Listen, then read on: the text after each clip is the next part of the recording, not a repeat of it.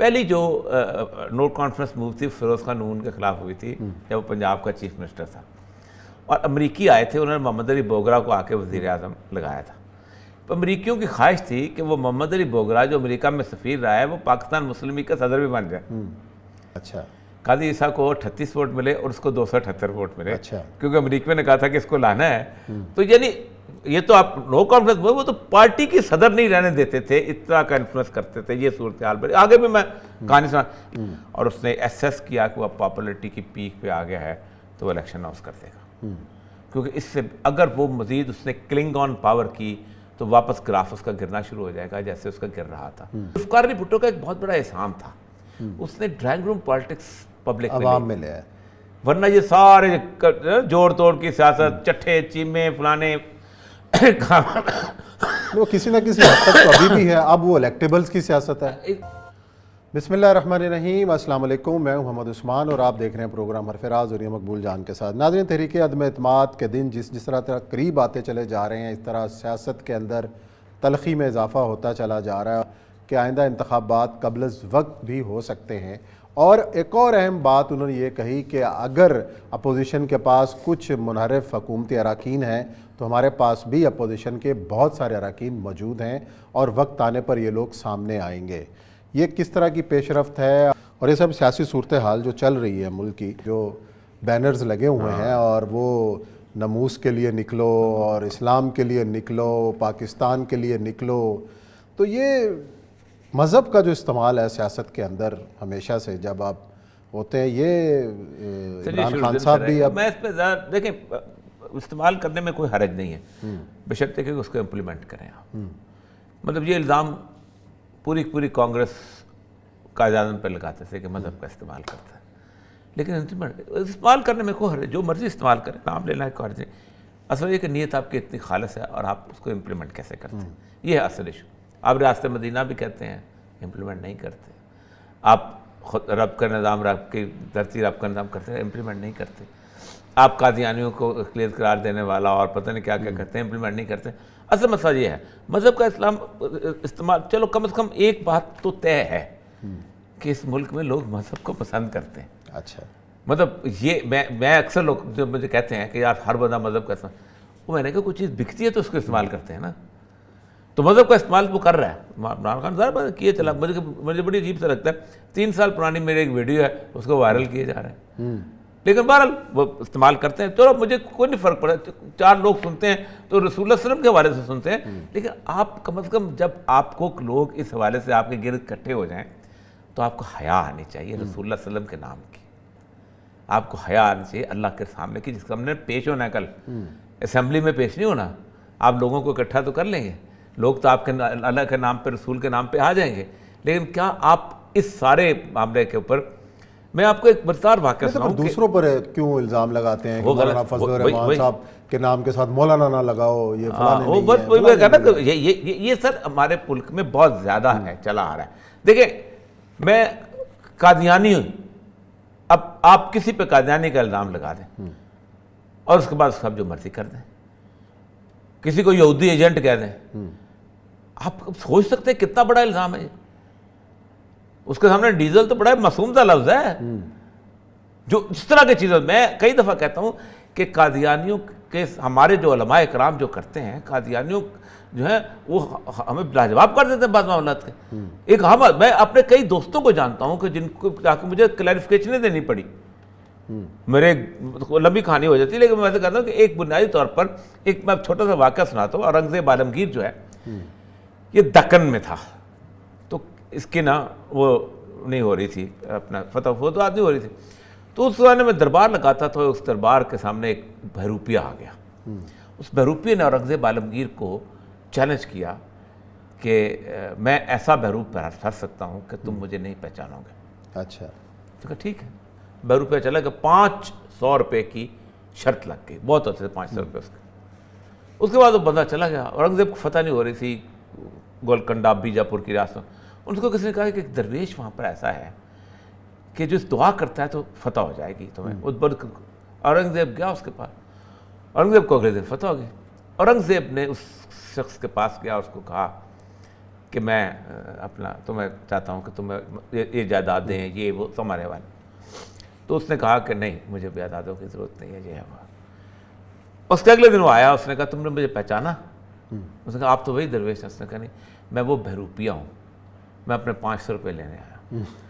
تو اورنگزیب نے کہا کہ تم نے وہ کیوں نہیں مانا؟ کہتا اگر میں وہاں پیسے طلب کر دیتا تو وہ بہروپی غلط ہو جاتا کہ درویش پیسے مانگ گیا. تو وہ اتنی بہروپیہ جو ہے، تو یہ تو لیڈر ہیں بھائی، اللہ کے سامنے پیش ہو رہے ہیں ان لوگوں نے.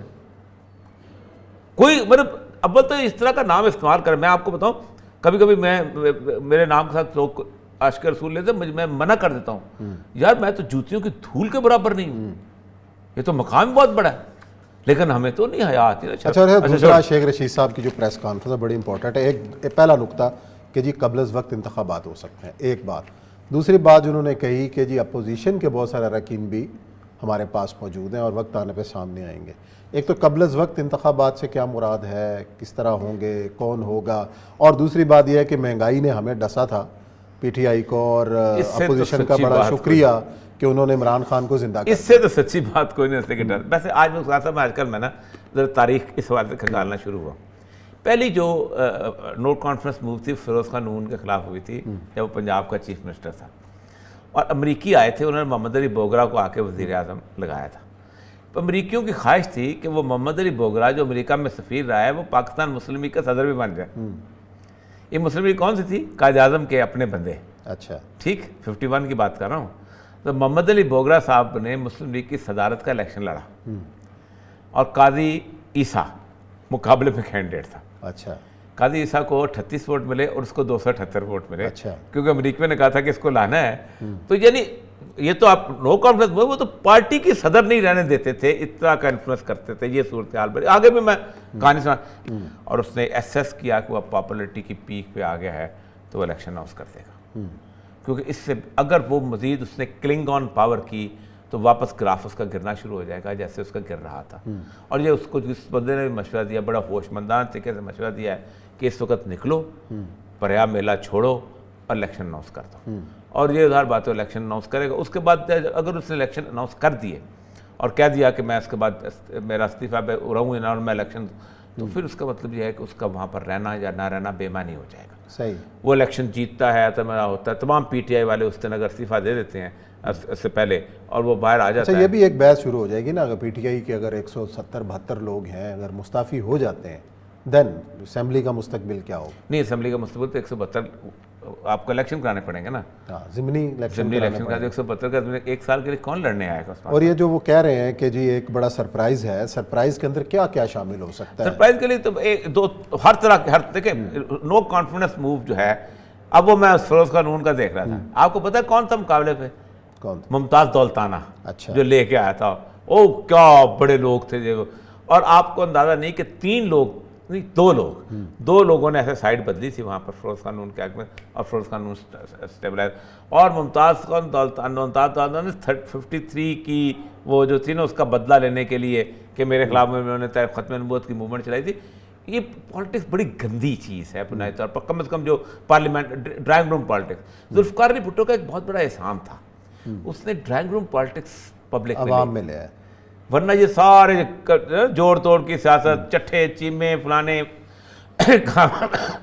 وہ کسی نہ کسی حد تک تو ابھی بھی ہے. اب وہ الیکٹیبلز کی سیاست ہے. اصل مسئلہ یہ ہے کہ ایک دفعہ الیکٹیبلز کو اس کا احساس ہو جانا چاہیے. آج بات کریں گے اس میں سپریم کورٹ میں، اسی بات پہ سپریم کورٹ میں اوپر نیچے والی بات ہوئی ہے کہ بھائی آپ مجھے یہ بتائیے، وہ کہتے ہیں عوام کے ہمارے اپنے نمائندے تھے، اب یہ تو پھر آپ آزاد رہتے، پھر آپ پی ٹی آئی میں نہ آتے. اس کا مطلب جب آپ آ گئے ہیں پی ٹی آئی کے اندر تو پھر اس کا مطلب ہے آپ کو پارٹی ڈسپلن اس کے ساتھ چلنا پڑے گا اور کسی نہ کسی طرح کو تو لے کے آنا پڑے گا.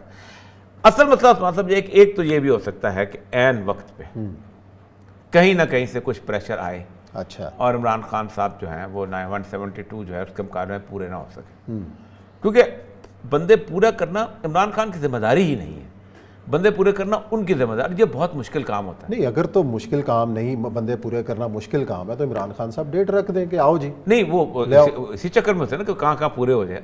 ولی خان جب بے نظیر کے خلاف موومنٹ چل رہی تھی نا، وہ اس کے خلاف تو ولی خان نے کہا تھا اسمبلی کے ارکان کو تو کو اکٹھے کرنا، نو کانفیڈنس، ایسا ہی ہے جیسے مینڈک تولنا ہوتا ہے ترازو پہ، ایک پڑک کے ادھر چلتا ہے، ایک چار ادھر نکل جاتا ہے ادھر، تو یہ اسمبلی کے رکنوں کی حالت بالکل مینڈک تولنے والے۔ اسی لیے آج ایم کیو ایم نے بھی کہا ہے کہ ہم آخری لمحے پہ دیکھیں گے کیا فیصلہ، یہ مینڈک کبھی ادھر سے ادھر، اتحادیوں کے بارے میں کہا جا رہا تھا کہ جی 24 اور 25 یا 26 تک وہ اناؤنسمنٹ کریں گے، اور آج خان صاحب نے بھی کہا۔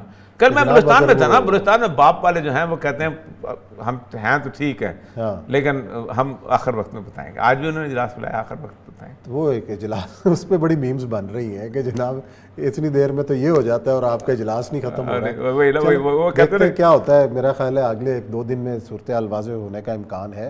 یا بریک لیتے ہیں، بریک کے بعد آئیں گے اور ذکر کریں گے سپریم کورٹ میں آج کی سماعت۔